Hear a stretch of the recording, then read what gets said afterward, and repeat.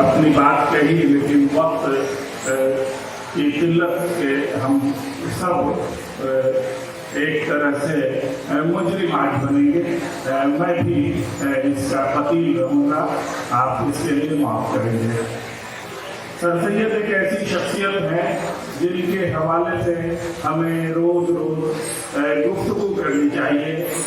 मैं तो कोशिश करता हूँ कि ज़िंदगी का कोई ऐसा दिन ना हो जिसमें सर सैयद की बात ना आए, मोहम्मद हुसैन आज़ाद की बात ना आए, शिबली और हाले की बात ना आए। मेरी ज़िंदगी का अल्लाह का फضل है कि रोज़ाना कभी न कभी इनका तज़किरा होता है और उनसे ज़िंदगी में हमारी जो रगों में लहू दौड़ रहा होता है वो और ताज़ा हो जाता है, उसकी आलूदगियाँ कम हो जाती हैं और नए जज्बे के साथ हम मैदान में फिर से उतरने के लिए तैयार हो जाते हैं। सर सैयद अहमद खान, आप जानते हैं कि उनकी वफात के बाद जो यूनिवर्सिटी बनी उसके भी अब 100 बरस पूरे हो गए। कोई आदमी आप अपने शहर का, अपने इलाके का, अपना ये जो पुराना ज़िला है गया, उसको याद कीजिए कि जब गया ज़िला बड़े ज़मींदारों का ज़िला था, बड़े अहले सरबत लोगों का ज़िला था, किसी को ये ख्याल नहीं आया था कि एक अच्छा कॉलेज बना दें। उस वक्त सर सैयद अहमद खान के दिल में ये ख्याल आया था कि हम यूनिवर्सिटी बनाएंगे और यूनिवर्सिटी कैसी होगी उसका जब खाका आप उनके हुदूद से शुरू कीजिए, उनके मज़ामीन से अंदाज़ा कीजिए तो ये महसूस होगा कि वो कैम्ब्रिज यूनिवर्सिटी जैसा, ऑक्सफोर्ड यूनिवर्सिटी जैसा बनाना चाहते थे। और तारीख गवाह है कि जब अलीगढ़ मुस्लिम यूनिवर्सिटी के लिए जो मॉडर्न एंग्लो ओरिएंटल कॉलेज पहला इदारा बना तो उसमें जो अव्वलीन 4 कमरे बने उसमें 2 उस्तादों के लिए और 2 तलबा के लिए बने। मतलब ये कि रेसिडेंशियल और एक कॉम्प्लेक्स में तलबा और असातिज़ा दोनों रहें, इंतज़ामकार रहें, पढ़ाने वाले रहें और पढ़ने वाले रहें। यह तस्वुर सर सैयद अहमद खान के ज़हन में 1875 से बहुत पहले आ चुका था, जब हमारे इलाके में किसी ने सोचा भी नहीं था कि ठीक से मदरसा बना लें, ठीक से स्कूल कायम कर लें, कॉलेज कायम कर लें। उस वक्त वो शख्स ये सोच रहा था कि दुनिया की जो सबसे तरक्की याफ्ता कौम बन गई थी या दुनिया की पूरी जागीर जिन अंग्रेज़ों के हाथ में थी, उनकी जो सबसे बड़े उनके इदारे थे उस तरह के इदारे हम कायम करेंगे। अभी अरशद बता रहे थे कि मुस्तकबिल पर सर सैयद की नज़र थी। ये मुस्तकबिल पर नज़र इस तरह की थी कि हिंदुस्तान में कोई शख्स उस वक्त यह नहीं सोच रहा था कि हमें नई तालीम और अंग्रेज़ी तालीम की तरफ जाना है। मुसलमानों में एक शख्स इस मुल्क में नहीं था जो ये खुलकर कह सके कि हमें अंग्रेज़ी तालीम चाहिए और अंग्रेज़ी तालीम उस मेयार की चाहिए। अगर अलीगढ़ कॉलेज के प्रिंसिपल की तारीख आप उठाकर देखें तो मालूम होगा कि वो जो ऐसे असातिज़ा जो कैम्ब्रिज में भी पढ़ा चुके हैं या बाद में पढ़ाने जा रहे हैं, पंजाब यूनिवर्सिटी में पढ़ा रहे हैं, उस तरह के वैसे मेयारी असातिज़ा को सर सैयद ने चुना। तो सर सैयद के जहन में आने वाले वक्त की एक वाज़ेह तस्वीर थी और उस तस्वीर में रंग हम पहले से कैसे भर सकते हैं या उन रंगों के इंतखाब के लिए कैसी तैयारी कर सकते हैं, यह सर सैयद सोचते थे और इस पर गौर करते थे। आप जब सर सैयद के वक़्त जो मुज़िरुल मुल्क को उन्होंने लिखे इंग्लैंड में रहते हुए, हम जानते हैं हमने ये इत्तफ़ाक़ है कि सर सैयद के कई नज़रियों के खिलाफ भी मैंने बहुत लिखा है, जिसमें एक बड़ा नज़रिया है कि सर सैयद औरतों की तालीम के तरफदार नहीं है। लेकिन सर सैयद जब इंग्लैंड में पोस्ट ऑफिस में गए और उन्होंने देखा कि एक खातून वहाँ कुछ डाक टिकट और पोस्ट कार्ड लिफाफ बेच रही है, मतलब वहाँ काउंटर पे एक खातून मौजूद थी। तो उस दिन सर सैयद ने अपने दोस्त को खत लिखा कि यहाँ के लोग कितने तरक्की याफ्ता हैं कि अपनी औरतों को सिर्फ चूल्हे में और घरों में नहीं रखते हैं, बल्कि उनका एक जो स्किल डेवलप हो रहा है वो काम करती है। ایک گھر میں جب گئے تھے سید اور ایک انگریز سے ملاقات ہوئی جو ایک چھوٹا بچہ تھا تو اسے وہ گود میں لے کے بیٹھے ہوئے تھے. آپ یہ 1869 اور 70 کی بات ہے. آپ یاد رکھیے کہ اس زمانے میں جو نظام تھا ہمارے یہاں تو ہمارے یہاں زنان خانہ الگ ہوتا تھا اور مردوں کے رہنے کا حساب الگ تھا. تو سر سید نے دیکھا تو ان سے پوچھا کہ آپ کی اہلیہ کہاں ہے؟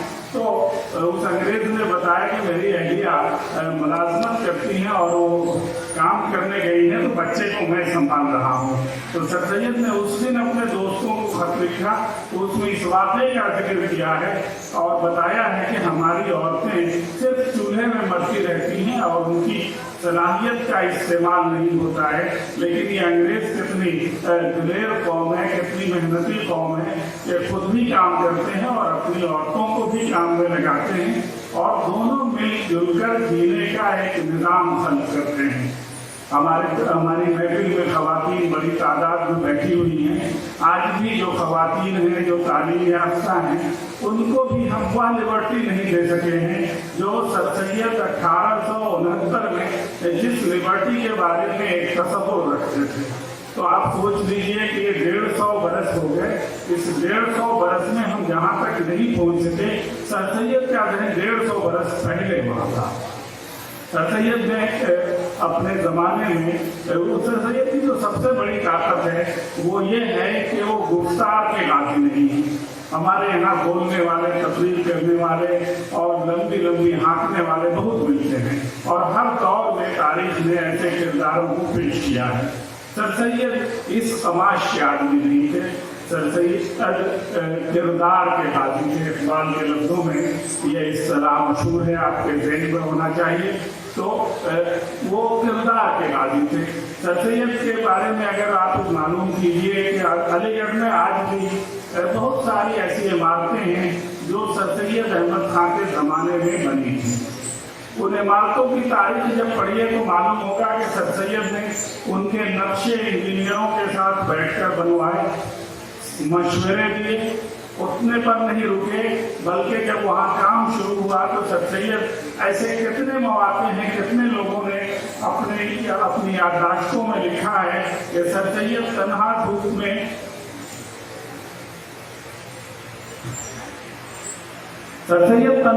میں چھاتا لے کر کھڑے ہیں اور راج مستری اور مزدور کام کر رہے ہیں.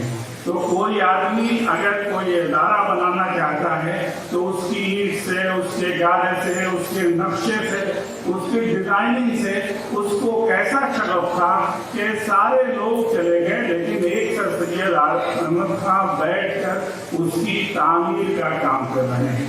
سر سید صرف چندہ لینے نہیں جاتے تھے. جب مذاکرے ہوتے تھے وہاں پہنچتے تھے. وہ دور تھا جب تعلیم کا نام لینا اور خاص طور سے جدید تعلیم کا, جسے اس زمانے میں انگریزی تعلیم کہتے تھے, کہ انگریزی تعلیم کا نام لینا اتنا خطرے کا کام تھا کہ سر سید کو لوگوں نے کہا کہ یہ فسادی ملا تھا. باضابطہ اخبار میں اشتہار نکلا کہ یہ مشرک ہے, کافر ہے اور یہ اہل اسلام میں نہیں ہے کیونکہ یہ انگریزی تعلیم کی وکالت کرتا ہے, یہ عقل کی بات کرتا ہے اور یہ عقل کی بنیاد پر مذہب کو پرکھنا چاہتا ہے. یہ ایسا سوال تھا جو اس زمانے میں, کیا آج بھی ہم یک رائے نہیں ہیں, مگر سر سید جانتے تھے کہ آنے والا وقت ویژن کا ہوگا, ویژن کا ہوگا, نئی ترقیوں کا ہوگا. تو اگر نئی ترقیوں کا ہوگا, ہم اگر سائنٹیفک سوچ کی بنیاد پر آگے بڑھنا چاہتے ہیں تو کس طرح بڑھیں گے؟ جب تک ہمارا ذہن نہیں بدلے گا, ہم عقل کی ترازو پہ ہر چیز کو تولیں گے نہیں تو ہم نتائج کیسے حاصل کریں گے؟ سر سید کا اصل کارنامہ یہ ہے کہ انہوں نے ہم کو مائل کیا کہ ہم چیزوں کو عقل کی ترازو پہ تولیں. صرف عقیدت کے پہلو سے دیکھتے رہیں, صرف روایت کے پہلو سے دیکھتے رہیں تو ہم ناکافی باتیں کام کریں گے. ہم وہ کام کریں گے جو ہمارے آبا و اجداد کرتے تھے. उतने से न तारीख चलती है। तारीख का रवैया ये होता है कि तारीख के हम पाँव से गर्द झाड़ते चलते हैं। अगर पूरी तारीख जो हमारे आबा व अजदाद से मिली है उसी को संभाल कर हम आगे बढ़ें तो हम अच्छे अपने आबा व अजदाद की अच्छी निशानी नहीं हो सकते हैं। हमें नए हालात और आने वाले वक्त की धमक को समझना चाहिए और उसके मुताबिक हमें बातें करनी चाहिए। 19वीं सदी में सर सैयद से बड़ा इस मुल्क में कोई ऐसा विजनरी हमें नहीं दिखाई देता है जिसके बारे में आप खुशी से ये बात कह सकते हैं कि वह मुस्तकबिल की बातों को समझता है। एक मसला आता है जब नेशनल मूवमेंट की आप तारीख पढ़ते हैं तो नेशनल मूवमेंट की तारीख में यह बात भी दर्ज है कि सर सैयद अहमद खान जब इंडियन नेशनल कांग्रेस बनी तो उससे इश्तराक का पैमाना उन्होंने वज़न नहीं किया बल्कि अपने दोस्तों को भी मना किया। अब गोखले का सर सैयद से जो उनकी खतो किताबत हुई तो गोखले जब कांग्रेस में शामिल हो गए, गोखले ने सर सैयद को कहा कि आप कांग्रेस में शामिल होइए। तो गोखले के खत में ये दर्ज है कि हमने नए ख्यालात, जहन की आज़ादी सब सर सैयद अहमद खान को मुखातब करके कि आपसे ही सीखिए और इसलिए हमारे अभी मुल्क का तकाजा है कि हम एक मूवमेंट चलाएं और आज़ादी का एक तस्वुर हमारे जहन में आना चाहिए। तो सर सैयद ने कहा कि नहीं, ये अभी ऑर्गेनाइजेशन एक कौमी ऑर्गेनाइजेशन नहीं बना है, इसका दायरा अभी इतना वसी नहीं है कि हिंदुस्तान के तमाम मज़ाहिब के लोगों के हुकूक इसमें मुतय्यन हो सकें, इसलिए हम इसकी तरफदारी में खड़े नहीं होंगे। जब बाद में अगर आप आज़ादी के आसपास के दौर में देखिए, खुद डिस्कवरी ऑफ इंडिया में जवाहरलाल नेहरू का एक तसव्वुर सर सैयद पर है। सर सैयद ने लिखा के बारे में नेहरू ने लिखा है कि सर सैयद अहमद खान का इंडियन नेशनल कांग्रेस के इब्तदाई दौर के बारे में ये कहना कि यह एक फिरका परस्त या हिंदू ऑर्गेनाइजेशन है कहीं से भी गलत नहीं है। नेहरू ने कहा कि उस वक्त की कांग्रेस की जो शक्ल थी उसके एतबार से सर सैयद हकीकत पसंद थे और सर सैयद ने सही नतीजा हासिल किया। इसका मतलब ये भी होता है कि 1898 में सर सैयद की वफात हुई। अगर उसके बाद सर सैयद होते तो हो सकता था कि उनके यहाँ भी आज़ादी कौम का एक तस्वुर उभरता। इसका सिरा इस तौर पर मिलता है कि सर सैयद एक खत में बहुत पहले वो जब इंग्लैंड में थे और वहाँ के क़वानीन के बारे में कुछ समझ रहे थे तो अपने एक दोस्त को खत में लिखा कि बेशक एक वह भी दिन आएगा जब हम अपने मुल्क के लिए अपना कानून बनाएंगे और हम उस कानून के मुताबिक अपना वतन, उसकी शक्ल मुतय्यन करेंगे। तो यह एक आज़ाद कौमियत का तस्वुर था जो सर सैयद समझते थे। सर सैयद धुन के पक्के कैसे थे इसका एक अंदाज़ा आप इससे लगाइए कि सर सैयद बहुत ही शुरू के ज़माने से ही 21 बरस में मुलाजमत करने लगे थे और नौकरी करते करते वो स्मॉल कॉज कोर्ट के जज हो गए थे। बनारस में पोस्टेड थे। इसीलिए जब अलीगढ़ के लिए जब कॉलेज की बुनियाद 1875 में रख दी गई तो अब बनारस से अलीगढ़ की दौड़ उनकी शुरू हुई और देखते देखते एक बरस में सर सैयद को ये समझ में आ गया कि अब मुलाजमत और यूनिवर्सिटी दोनों नहीं चलेगी और सर सैयद ने मुलाजमत और यूनिवर्सिटी की तामीर में से एक को चुनना था तो उन्होंने मुलाजमत तर्क कर दी और वॉलंटरी रिटायरमेंट ले लिया और आकर अलीगढ़ में बैठकर उस टूटे फूटे या उस एक ऐसे नए इदारे को भी जिसके पास सिर्फ ईंट की कुछ दीवारें हैं और अब उस पर छत भी नहीं पड़ी हुई है, लेकिन सर सैयद ने अपनी मुलाजमत छोड़कर ये काम हाथ में लिया। यह वही शख्स कर सकता है जिसको आने वाले वक्त का नक्शा साफ साफ दिखाई दे रहा हो, तभी वो अपने बेहतरीन हाल को अंग्रेजों की अच्छी सी नौकरी और जजशिप छोड़कर कोई उस तरफ जाएगा। सर सैयद का एक बड़ा काम है जो हम सब के लिए एक ऐसा लाहे अमल है जिसको हम अपना सकते हैं। वह काम था कि समाज में अपने काम के लिए मुवाफिक लोगों को मुंतखब करना। कोई आदमी अकेला कुछ नहीं कर सकता है, उसको 10, 20 और 100 लोग मददगार चाहिए, तभी जाके कोई काम हो सकता है। तो जो इदारे के लिए ज़रूरत होती है, तो एक तो इदारा बनाना और फिर इदारे को चलाने के लिए कैसे लोगों की ज़रूरत है, तो सोसाइटी में उसे तलाश करना। सर सैयद के बारे में जब आप पढ़ते हैं तो यह भी मालूम होता है कि सर सैयद के बाद ऐसे रफ़क़ा थे जिनका नाम, सर सैयद का नाम लेते ही आपको याद पड़ने लगता है। वो चाहे हाली हो, शिबली हो, नज़ीर अहमद हो, मोहसिनुल मुल्क हो, वक़ारुल मुल्क हो, या मुंशी चिराग अली हो, मुंशी ज़काउल्लाह हो, मौलवी समीउल्लाह हो, ये सब जो नाम हमें अचानक याद आते हैं तो वो इसलिए याद आते हैं कि सर सैयद ने इन सब की ज़हन की तामीर और तश्कील की थी और सबको इस बात के लिए हम ख्याल बनाया था कि अलीगढ़ मुस्लिम यूनिवर्सिटी जब बन जाएगी या यूनिवर्सिटी खड़ी होगी तो इसमें पूरी कौम का भला होगा और पूरी कौम एक नए रंग में सामने आएगी। उस वक्त कुछ नहीं था, अंधेरा था, मगर सर सैयद को जो रोशनी दूर में नजर आ रही थी वो सारी रोशनी इन सबको भी नजर आने लगी और सब एक साथ हुए।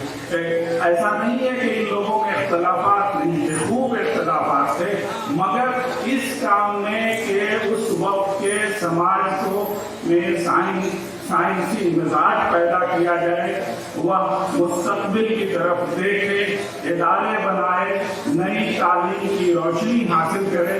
इन मामलात में कभी इख्तलाफ नहीं था और यही वजह है कि जो दोस्त सर सैयद से टूटे वह भी अलग जाकर वही काम कर रहे थे, कोई दूसरा काम नहीं कर रहे थे। अलीगढ़ छोड़ दिया सर सैयद की वफात के बाद शिबली ने, तो नदवा चले आए और नदवा छोड़ दिया तो फिर आकर उन्होंने दारुल मुसन्नफीन बना दी।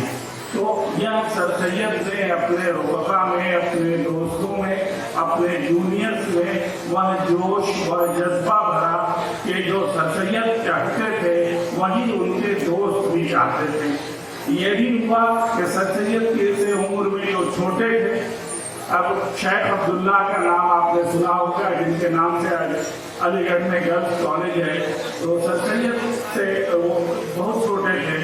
शेख अब्दुल्ला बार बार अलीगढ़ में लड़कियों के स्कूल की बात, मदरसे की बात करते थे और सर सैयद नहीं चाहते थे।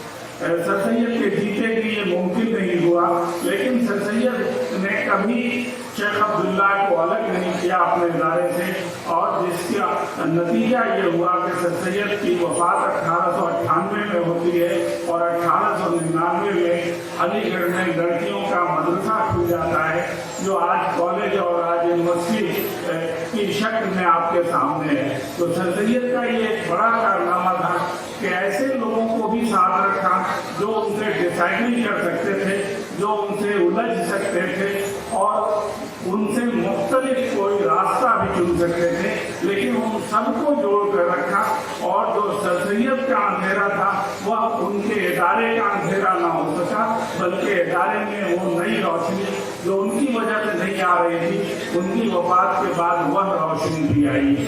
तो यह किसी बड़ी शख्सियत का बड़ा कारनामा होता है कि अपने लिए हम ख्याल लोगों को पैदा करें, हम ख्याल लोगों को साथ रखें और जो उनसे मुख्तलिफ ख्यालात रखते हों मगर सच्चे ख्यालात उनके हों, उनको भी साथ रखें और ज़िंदगी में वह दिन भी आए कि उससे मुख्तलिफ ख्याल रखने वालों का भी अगर कोई बेहतर काम है तो वह भी उन्हीं के इदारे का हिस्सा बन सके।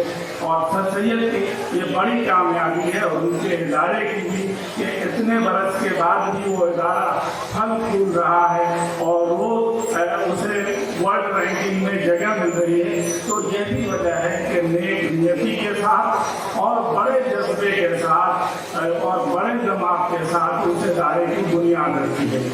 सर सैयद का एक बड़ा काम ये भी है कि वो यूनिवर्सिटी या कॉलेज को सिर्फ क्लासरूम नहीं समझते थे। हमारे लिए सबसे बड़ा मसला होता है कि हम यूनिवर्सिटी या कॉलेज या स्कूल को क्लासरूम समझते हैं। ہم جانتے ہیں کہ تعلیم صرف کلاس روم نہیں ہے، تعلیم کے لیے بہت کچھ اور بھی کرنا ہوتا ہے۔ سر سید نے مصنفین قائم کیے، مصنفین بنائے، لوگوں کو جوڑا، لکھنے والوں کو ساتھ رکھا، شعراء کو رکھا، ڈبیٹ کا انسٹیٹیوشن کھڑا کیا، ٹرانسلیشن کے ادارے بنائے اور رسائل کا شائع کیے، رسائل ایسے شائع کیے کہ جن موضوعات پر کبھی کوئی نہیں لکھتا تھا ان کو لوگوں کو آمادہ کیا اور لکھنے والے کھڑے کیے، تبصرے لکھے۔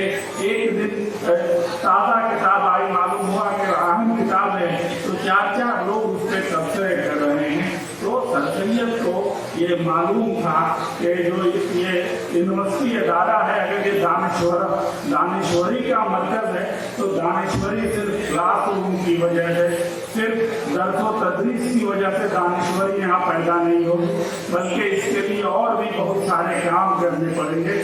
اور سر سید نے اپنے ادارے میں ان سب کاموں کے لیے اسکوپ رکھا، شروع سے پبلیکیشن کا ایک سسٹم قائم کیا، اور وہ رسالہ بھی جو تہذیب الاخلاق آپ کہتے ہیں یا اس سے پہلے انسٹیٹیوٹ گزٹ نکالا، یہ اس وقت کے ذہین لوگوں کی تحریروں کو چھاپ کر یا دنیا کے اہم لوگوں کے مضامین کے تراجم شائع کر کے سر سید نے اپنی قوم کو نیا ذہن دیا۔ تو یہ صرف ایک کیمپس ایجوکیشن کا تصور نہیں تھا، ایک کلاس روم ایجوکیشن کا تصور نہیں تھا، بلکہ وہ ادارہ یا وہ جو اس ادارے میں کام ہو رہا تھا اس کا تصور اس کیمپس سے باہر اور پوری دنیا سے ہم رشتہ تھا۔ تو تعلیم کا کام یہی ہوتا ہے کہ پورے معاشرے کے اندھیرے کو اجالے میں بدل دے۔ تو سر سید کے پاس اس کے سارے ٹولز تھے، اور یہی وجہ ہے کہ علی گڑھ مسلم یونیورسٹی میں آج بھی آئیے تو علی گڑھ آج بھی ایک چھوٹا سا ہی شہر ہے، مگر اس چھوٹے سے شہر کی روشنی پورا بر صغیر، وہ ڈھاکہ سے لے کر آپ پاکستان تک چلے جائیے، ہر جگہ اس کی روشنی پھیلی ہوئی آج بھی معلوم ہوتی ہے۔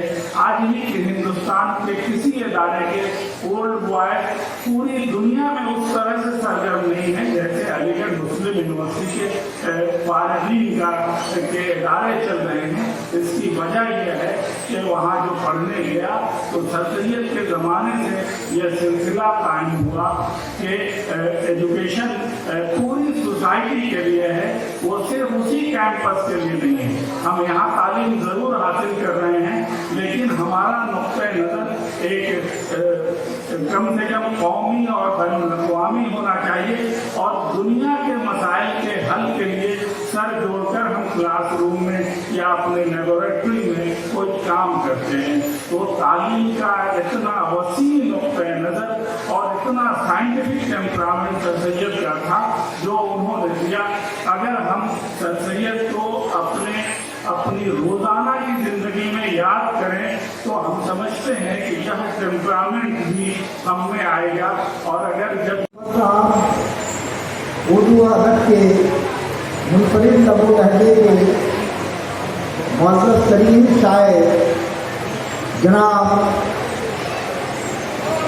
صفدر امام قادری صاحب اردو ادب کی تنقید کی دنیا کے بےحد نمائندہ اور معتدل تنقید لکھنے والے ناطق جناب صفدر امام قادری صاحب، صدر شعبہ اردو، کامرس کالج پٹنہ، جناب ظہیر حسن آزاد صاحب، جناب سید محمد دائم صاحب، اس پروگرام کی نظامت کر رہے باصف عزیز القدر یوسف جمیل سلم، اور اس کے ساتھ ہی اس سیمینار میں شریک ہونے والے تمام خواتین و حضرات، بالخصوص آگے کے صف میں بیٹھے ہوئے چند حضرات جن میں ہمارے کالج کے صدر شعبہ سائیکالوجی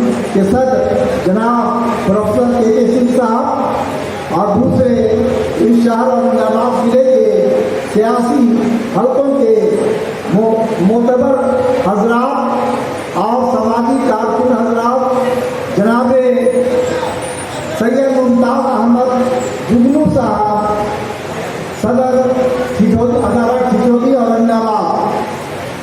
और ख़वातीन और हज़रात, आज के इस सेमिनार का जो इनेकाद हुआ है, मेरे ख्याल में, मेरे इल्म के मुताबिक कौमी कौंसिल बराए फरोग़ उर्दू ज़बान हुकूमत हिंद की जानिब से हुआ है। इसमें ताउन फरमा रहे हैं हमारे औरंगाबाद ज़िले के ताउन फरमा रहा है हमारे औरंगाबाद ज़िले का उर्दू ज़बान से और ज़िला इंतज़ामिया।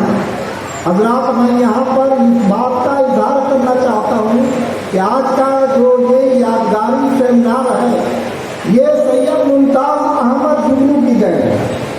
ये सैयद मुमताज़ अहमद जुगनू की देन है।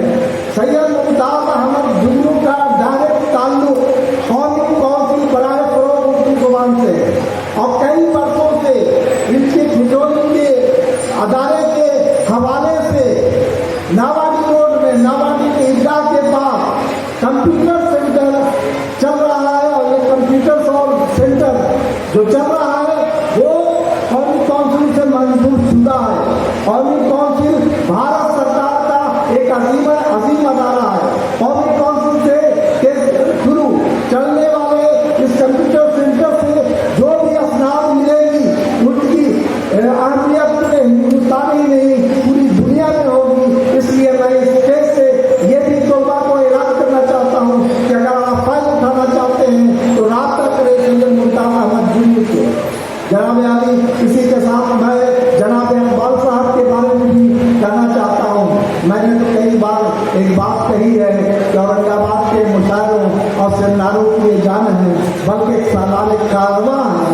और जब से ये औरंगाबाद आए हैं तो मुशायरों और सेमिनारों और शेरी और अदबी नशस्तों की झाड़ी लग गई है और इसलिए हम इनको अपने शहर की जानिब से मुबारकबाद देना चाहते हैं। हज़रात गिरामी, आज के सेमिनार में जिसका उन्वान सैयद के तालीमी नज़रिया और निज़ाम तालीम है, इस मौके पर दो स्कॉलर्स ने अपने मकाले पढ़े। एक अंजार हुसैन ने पढ़ा, उनका मकाला भी गनीमत था, उन्होंने मेहनत करके लिखा है। कुछ कंटेंट पर गुफ्तगू करने की ज़रूरत थी। इंशाअल्लाह ताला मुताला उनके साथ मुताले की आदत रहेगी, वो और ज़्यादा अच्छा मकाला लिख सकेंगे। जनाब भभुआ से कॉलेज से आए हुए औरंगाबाद ही की सरजमीन की औरंगाबाद ही के मिट्टी के लाल जनाब डॉक्टर अशरफ करीम उल्फत साहब भी स्टेज पर जब अफरोज है और उनसे इस मौजू पर मकाला सुन चुके हैं। अशरफ करीम उल्फत एक अच्छे शायर भी हैं, एक अच्छे तनकीद निगार भी हैं। उनकी कोशिशें रहती हैं। आज के मकाले में उन्होंने कंटेंट पर बात करने की कोशिश की। उन्होंने जो मकाला तहरीर किया होगा, बात गुफ्तगू में की है, लेकिन अगर उसकी तहरीर मौजूद होगी तो उस तहरीर में ज़्यादा सैयद की जिंदगी की रमक आपको नजर आएगी। मैं उम्मीद रखता हूँ कि अशरफ करीम उल्फत का मकाला यकीनन काबिल गौर है और आपकी समाज तक पहुँचा है। आपने उनसे फायदा हासिल किया होगा। हमारे आज के मेहमान एज़ाज़ी आली जनाब प्रोफेसर डॉक्टर सफदर इमाम कादरी, सदर शोबा उर्दू कॉमर्स कॉलेज पटना है। सफदर इमाम कादरी साहब ने जो गुफ्तगू की इस मौजू पर आज की जो गुफ्तगू थी, उस गुफ्तगू में जो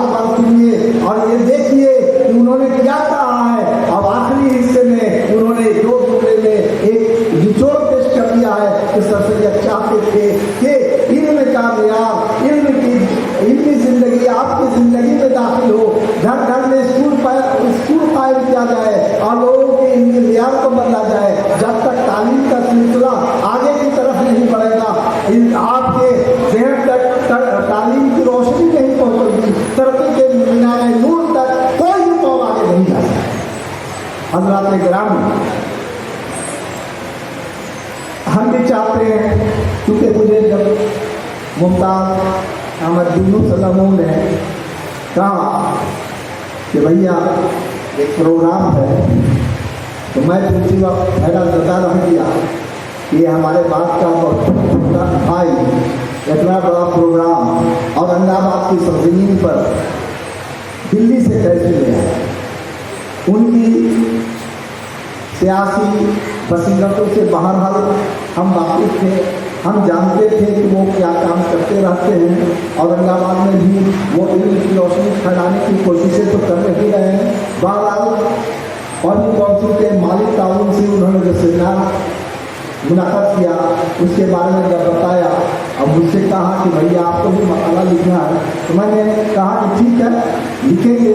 हम लोग अदब में बहुत सारे मौजूदात पर गुफ्तगू करते हैं, तलबा और तलबात को हम पढ़ाते हैं, क्लास में भी बताते रहते हैं। बहुत सारे तलबा और तलबात हमारे यहाँ मौजूद हैं, बैठे हुए हैं। सर सैयद के बारे में भी बिलखुसूस क्लासों में तो हम सर सैयद तहरीक या तहरीक तो पढ़ाते ही रहे हैं, लेकिन सर सैयद के बारे में आपको ये दिल में उतारने की भी ज़रूरत है कि ये वो मर्द अहम है जिसने ज़िंदगी के दुश्वार तरीन राहों पे चलकर इल्म और साइंस की शमा आपके दिलों के अंदर रोशन कर दी। सर सैयद के बारे में एक शेर हम कह करके अपनी मुख्तसर गुफ्तगू करना चाहेंगे कि जिन्हें अब गर्दिश अखलाक पैदा कर नहीं सकती, जिन्हें अब गर्दिश अखलाक पैदा कर नहीं सकती, कभी ऐसे जिन्हें अब गर्दिश अखलाक पैदा कर नहीं सकती, कुछ ऐसी हस्तियां हैं दफ्न गोरे गरीबा में, कुछ ऐसी हस्तियां हैं दफ्न गोरे गरीबा में, और गोरे गरीबा में दफ्न होने वाली ये कई हस्तियां हैं। और गालिब ने तो कहा ही था कि सब कहाँ कुछ लाल और गुल में नुमाया हो गई, खाक में क्या सूरतें होंगी कि पिना हो गई। हज़रात गिरामी, ख़वातीन और हज़रात, अब तक जो कुछ बातें कही गई उनमें से कुछ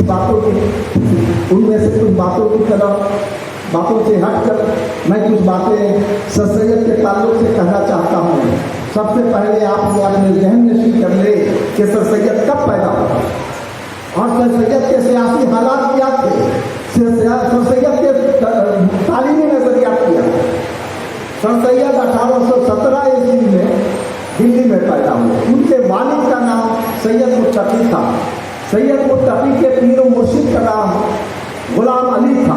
गुलाम अली साहब ने सर सैयद का नाम सैयद अहमद रखा और सर सैयद की रफ़्त की।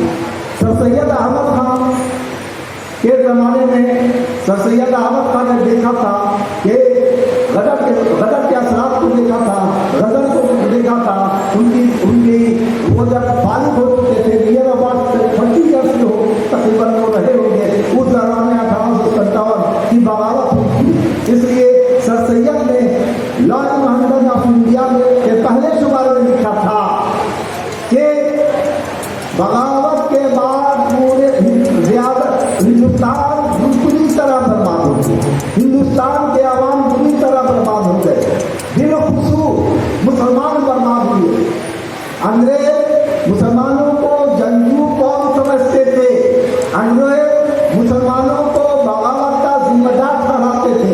उस जमाने में चार्ल्स लेक ने एक किताब लिखी थी जिसमें मुसलमानों को ही बगावत हिंद का जिम्मेदार करार दिया था। लेकिन सर सैयद अहमद खान को यकीन था कि बगावत हिंद चंद गलत फहमियों की बुनियाद पर हुई। इसलिए सर सैयद अहमद खान ने असबाब बगावत हिंद लिखा। इसलिए सर सैयद अहमद खान ने असबाब बगावत हिंद लिखा। असबाब बगावत हिंद में सर सैयद अहमद खान ने लिखा कि हुकूमत और रियाया के दरमियान गुफ्तगू की कोई सूरत नजर नहीं आती, कोई तालमेल नहीं है। नहीं रहने की वजह से हुआ बगावत हुई। हुकूमत लोगों के मसाइल से बेखबर रहती थी, लोगों के जरूरतों से बेखबर रहती थी। दूसरी बात सर सैयद ने लिखा कि आला ओहदों पर हिंदुस्तानियों का तकर्रुर नहीं होता था, हिंदुस्तानी नौकर की तरह काम कर रहे थे। फिर सर सैयद ने ये भी लिखा, बताया लोगों को अखबार बगावत हिंद में कि अखबार बगावत में सर सैयद ने ये भी बताया लोगों को कि